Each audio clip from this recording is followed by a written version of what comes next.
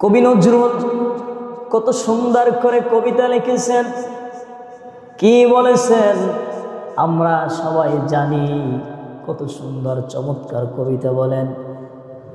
মসজিদেরি পাশে আমায় কবর দিও ভাই, মসজিদেরি পাশে আমায় কবর দিও ভাই, যেন মুয়াজ্জিনের আজান শুনতে পাই, যেন মুয়াজ্জিনের আজান শুনতে পাই।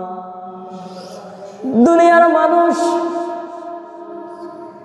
একজন কবির চিন্তা কত সুন্দর ছিল, কত চমৎকার ছিল যে মুয়াজ্জিন যখন আজান দেয়, আজানের কানের আওয়াজ, আজানের আওয়াজ যেন আমি আমার কানে শুনতে পাই।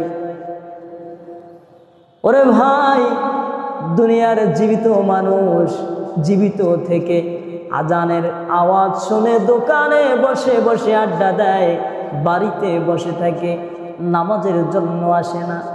অথচ এই মানুষ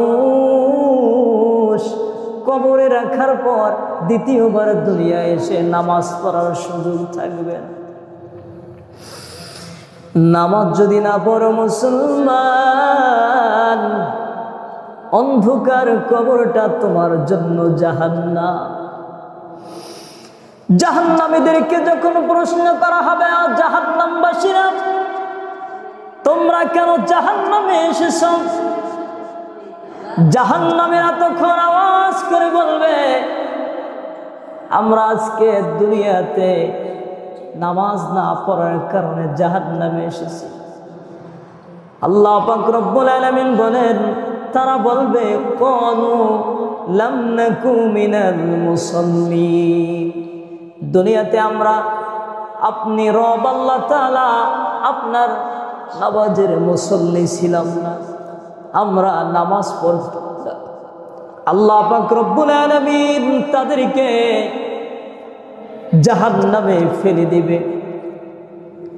আল্লাহ পাক রব্বুল আলামিন কুরআনুল কারীমে ইরশাদ করেছেন, قد أفلح المؤمنون الذين هم في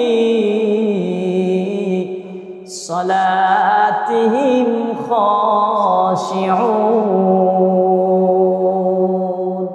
সফল কাম তারা যারা নামাজ আদায় করে, যারা নামাজ পড়ে, তারাই শুধুমাত্র সফল কাম।